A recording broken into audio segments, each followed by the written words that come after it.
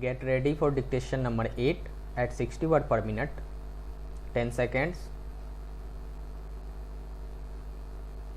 5 seconds. In conclusion, I would like to say a word in regard to employment with which I have been dealing so far. According to the figures supplied, the number of displaced persons from Bangladesh employed through employment exchanges is only 37,000.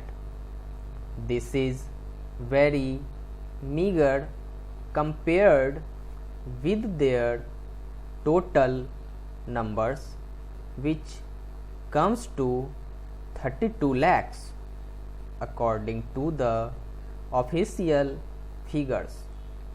This is with regard to Bangladesh refugees. The number of displaced persons from Pakistan employed through employment exchanges is not very encouraging, but still it is 75,000. I would urge upon the Honorable Minister to take this into consideration and see that something is done to find employment for these people. Of course, there is some expenditure incurred on general education and vocational training, but when we look at the number of persons who have been given vocational training, we find that the number already trained and under training is only 17,000. This figure also seems to be very small considering the magnitude of the problem before us. Some programs of general improvement have been undertaken by the government of West Bengal by way of setting up new industries, etc.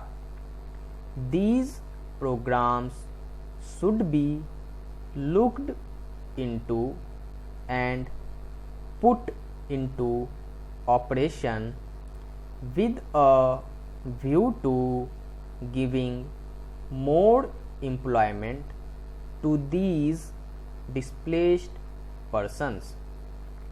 Within the limited time at my disposal, I shall limit my remarks to refugees from Bangladesh.